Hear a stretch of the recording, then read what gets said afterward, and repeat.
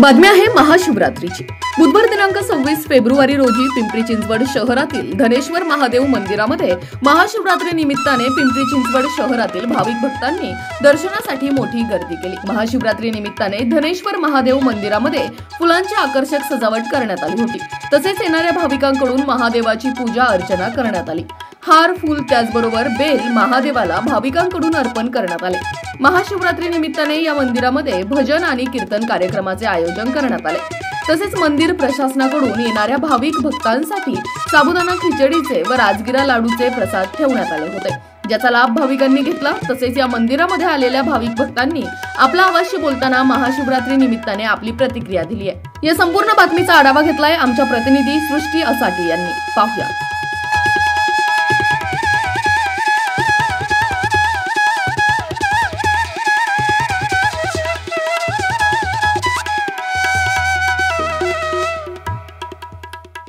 देव देव महादेव नीलकंठ नमोस्तुते कर्तुम इच्छाम्यहम प्रोक्तम शिवरात्री वर्तम तवः। नमस्कार, मी सृष्टी असाटी। आज आपण चिंचवडच्या धनेश्वर महादेव मंदिरात आले आहोत आणि आज महाशिवरात्रीच्या निमित्ताने आपण बघू शकतो या दर्शनासाठी महादेव मंदिरात भक्तांची गर्दी आहे। भाविकांकडून जाणून घेऊयात काय आहेत त्यांच्या भावना। फक्त महादेवाचं दर्शन करण्यासाठी आलोय। आम्ही 9:30 वाजल्यापासून लाईन मध्ये खडे आहोत आणि इथं प्रसादाची लोकांची काळजी खूप चांगल्या पद्धतीने घेतात। सरबत, खिचडी, उभा राहिलेल्यांची काळजी।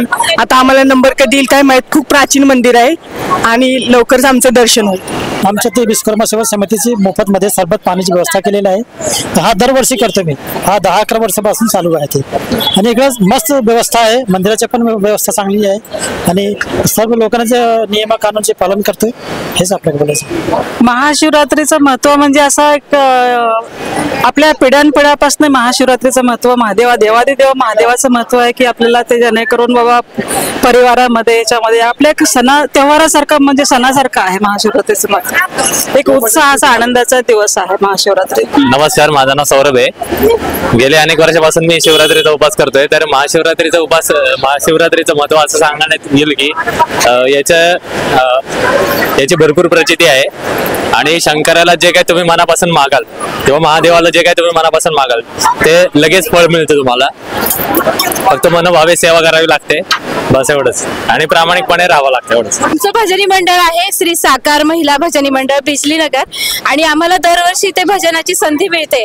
तर खूप छान म्हणजे आणि ह्या वर्षी इतकं अप्रतिम डेकोरेशन केलेलं आहे ना की आम्ही अगदी उपकृत झालो की म्हणजे हे सर्व बघून। आणि परिसरामध्ये असा उत्सव झाला तर सगळ्यांना ह्याचा लाभ नक्कीच मिळणार। सगळेजण आम्ही याचा लाभ घेतोय।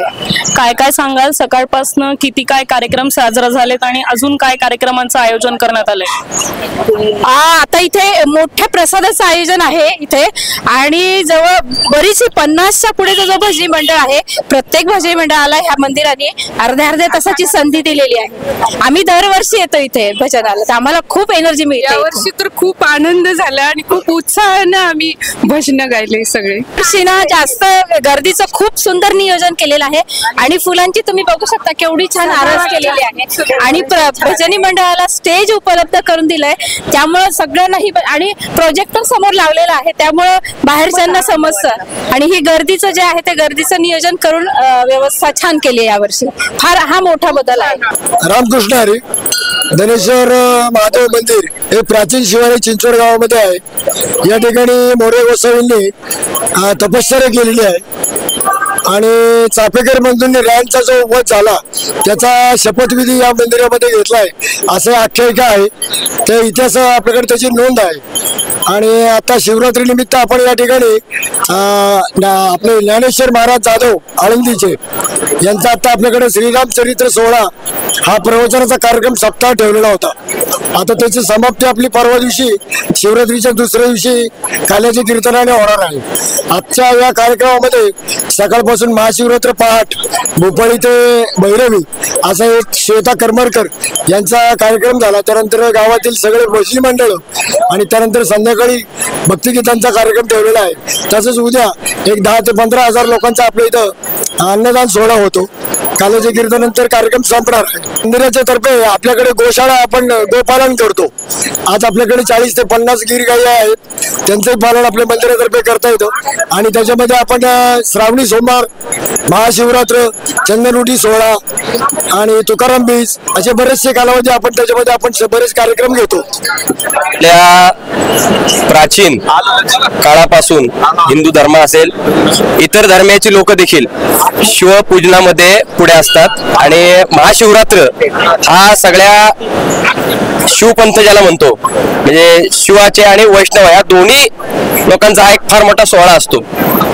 ज्याप्रमाणे खर तर या आजच्या दिवशी शिवशंभो महादेवाचं आणि माता पार्वती मातेचं लग्न सोहळा असतो.